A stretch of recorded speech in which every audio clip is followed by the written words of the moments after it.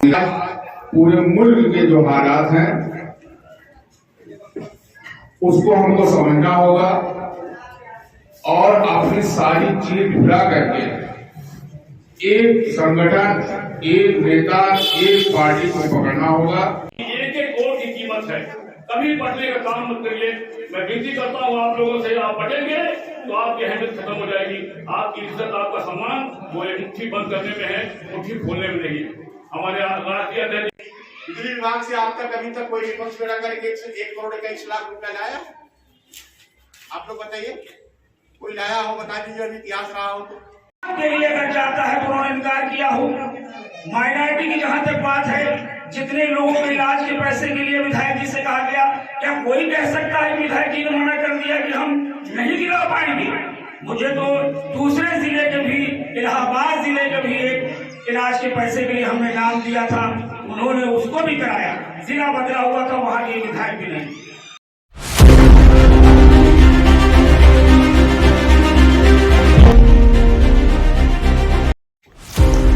Welcome दोस्तों, एफी news time channel पर आपका स्वागत है। अब्दुल्लाई के साथ ग्राउंड जीरो से खास रिपोर्ट आपको लिए चलते हैं जनपद जौनपुर मछली शहर से बड़ी खबर। भारत रत्न बाबा साहब भीमराव अंबेडकर जी के सम्मान में समाजवादी पीडीए जन चर्चा कार्यक्रम भारतीय संविधान, सामाजिक न्याय, बेरोजगारी, महंगाई एवं जाति जनगणना को लेकर आज मोहल्ला कजियाना में मछली शहर विधायिका डॉक्टर रागिनी सोनकर ने सभा में मुख्य अतिथि के तौर पर हुई शामिल। पीडीए समाज के लोगों को जागरूकता करने का अभियान चलाया गया। इस मौके पर राकेश मौर्य जिला अध्यक्ष जौनपुर, राजनारायण बिंद पूर्व विधायक, अभिमन्यु यादव पूर्व प्रमुख, श्यामजी यादव प्रधान, सूरभान यादव विधानसभा अध्यक्ष मछली शहर, विवेक यादव, नन्हेलाल यादव, डॉक्टर हसन सभासद, डॉक्टर अमर बहादुर यादव, इजहार खान, आरिफ अंसारी, ओन मोहम्मद सभासद, फरीद कुरैशी सभासद, नौशाद पठान, इश्तियाक अंसारी, सैफुल इस्लाम, शमसुल इस्लाम, मुल्ली खान, शरीफ हाशमी सभासद, अभिमन्यु प्रताप श्रीमाली, महामंत्री श्री आदर्श रामलीला समिति, बाबू अंसारी और भी समस्त समाजवादी पार्टी के कार्यकर्ता रहे उपस्थित। इस वीडियो को लाइक करें, शेयर करें, बेल आइकन को जरूर क्लिक करें। नए आने वाले व्यूअर एफी न्यूज टाइम चैनल को लाइक करना, सब्सक्राइब करना ना भूलें। आप लोगों का बहुत बहुत धन्यवाद। जय हिंद, जय भारत, जय समाजवाद। बार ये कह रहा है, अगर हम पीडीए में पिछड़े की, दलित की बात कर रहे हैं तो सबसे मजबूत बात हमारे अल्पसंख्यक समाज की भी है। और मैं एक बार चाहूंगी कि हाथ उठा करके यहाँ पे बताएं कि अल्पसंख्यक समाज से कौन कौन यहाँ पे उपस्थित है। एक बार हाथ उठा करके, क्योंकि ये नगर का, कस्बे का कार्यक्रम है तो ज्यादातर अल्पसंख्यक समाज ये पहला कार्यक्रम है। छोटी जगह भी है और ज्यादातर नेता लोग ही हैं, लेकिन मेरा अनुरोध आपसे रहेगा कि बीजेपी के एजेंडे को कहीं से भी आगे मत बढ़ने दें। आपकी कौमी एकता को बीजेपी बार बार प्रहार कर रही है। बीजेपी का मकसद क्या है? इस सेक्युलर कंट्री को, आपकी कौमी एकता को ये बार ये दर्शाना चाहती है कि वो गलत है। पीडीए और समाजवादी पार्टी, एक तरफ भारतीय जनता पार्टी है जो कहती है कि दो कौमें आपस में लड़ो, हिंदू मुस्लिम आपस में लड़ो, और एक तरफ समाजवादी पार्टी है जो कहती है दो कौमें एक दूसरे के लिए लड़ो, हिंदू मुस्लिम के लिए लड़े और जो मुस्लिम है वो हिंदू के लिए लड़े। ये कहती है। मुझे नहीं पता किनको मेरी बातें अच्छी लग रही नहीं लग रही। आज भारतीय जनता पार्टी के पास देश का 125 करोड़ की आबादी का आधे से ज्यादा पैसा भारतीय जनता पार्टी के पास है। हम कस्बे में बैठे हैं, मुसलमान हैं, ठीक है, हमारे पास काम नहीं हो रहा है, हम उनके वोटर नहीं हैं, हम उनके सपोर्टर नहीं हैं, लेकिन आप मछली शहर में जरा एक बार घूम करके जो हिंदू समाज के लोग हैं उनके बीच में भी देख लीजिए कि भारतीय जनता पार्टी हमारे टैक्स का पैसा, हमारे देश का पैसा, हर जात का पैसा, हर धर्म का पैसा लेकर के भी काम कहीं भी नहीं कर रही। सिर्फ क्या काम कर रही है? दो कौमों को लड़ाने का काम कर रही है।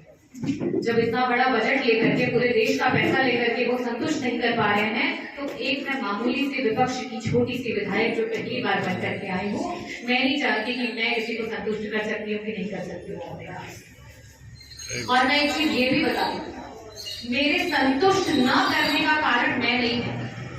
कहीं न कहीं जब 2025 का चुनाव चल रहा था, ऐसे ही कुछ व्यक्तिवादी लोग थे जिन्होंने कौम से लड़ने को ज्यादा प्रायोरिटी, ज्यादा महत्ता दी, ना कि कौम एक दूसरे के लिए, एक दूसरे को आगे बढ़ाए।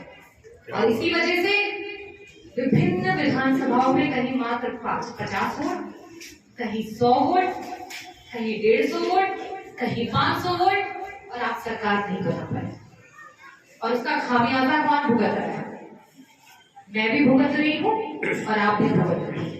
रागिनी सोनकर के पास अगर बजट होता तो रागिनी सोनकर अपने पास नहीं रखती, इस विधानसभा, इस नगर के एक एक व्यक्ति के लिए इस्तेमाल करती कि किसी को भी किसी भी तरीके की कोई कमी ना हो। ये रागिनी सोनकर की सोच थी जिसको लेकर के वो राजनीति कर रही है। बहुत सारे नेता आए होंगे, बहुत सारे नेता गए, लेकिन वो शुद्ध सिर्फ नेतागिरी करने के लिए आए, आपस में आपको फूट डाल करके लड़ाने के लिए आए, आपके एक के घर में जाकर के खाना खाने के लिए आए कि दूसरा समझ जाए कि वो कमजोर है, ये तो भाई इनके आदमी है। लेकिन आपने 3 साल में देखा होगा कि रागिनी सोनकर ने कभी भी ये नहीं कहा कि ये आदमी मेरा है, मैं रोज इसके घर बैठूंगी और आप लोगों को इसके अधीन होकर के काम करना। मैंने हमेशा ये कोशिश की नगर में बराबरी रहे, कोई किसी के अधीन न रहे, कोई किसी के कमजोर न रहे, और कभी कोई ये ना सोचे कि मेरी विधायक मेरी कम और किसी और की ज्यादा है। अगर ये मेरी कमजोरी है, अगर ये मेरी कमी है, तो मैं उसके लिए क्षमा मांगती हूँ, क्योंकि 27 में अगर आप इसकी वजह से चाहते हैं कि मुझसे दूरी बना ले, तो मैं इसको बदल नहीं सकती। मेरी आंखों में समानता का चश्मा लगा है, मेरे लिए कस्बे का हर एक व्यक्ति समान है और बराबर है, और उसकी जिम्मेदारी मेरे लिए बराबर है, आपका काम मेरे लिए बराबर है। और मैं एक चीज और भी कहना चाहूंगी कि बात यहाँ सिर्फ मुझे विधायक बनाने की नहीं है।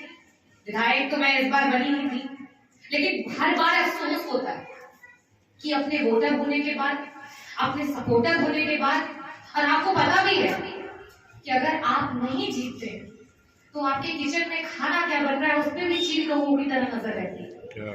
आप क्या पहन रहे हो उस पर भी नजर रहती है, आप क्या बोल रहे हो, आप क्या नारा लगा रहे हो, आप अपनी पूजा कर रहे हो, आप ताजियां उठा रहे हो, उस पर भी नजर रहती है। आप रागिनी सोनकर का कुछ नहीं बिगाड़ रहे, आपस की लड़ाई लड़ करके, आपस में एक दूसरे से लड़ करके सिर्फ और सिर्फ आपस में एक दूसरे को कमजोर कर रहे हैं। नगर के चुनाव के समय मैं जितना इस कस्बे के एक एक घर गई हूँ, एक एक परिवार से मिली हूँ, और एक एक व्यक्ति को समझाने का काम किया है, सिर्फ इसलिए किया कि माइनॉरिटी समाज का जो हक है, माइनॉरिटी समाज का चेयरमैन बनना चाहिए, चाहे वो कोई भी बिरादरी का बने, लेकिन यहाँ से माइनॉरिटी समाज का चेयरमैन होना चाहिए। और उसके लिए मैंने दिन रात कड़ी तपस्या की। कोई यहाँ बैठा हुआ व्यक्ति ये नहीं बोल सकता कि मैंने उसके घर के बाहर जाकर के बात न की। लेकिन कहीं ना कहीं एक दूसरे से नफरत, एक दूसरे से जलन इतनी ज्यादा थी कि शायद वो बात ही नहीं समझ रहे।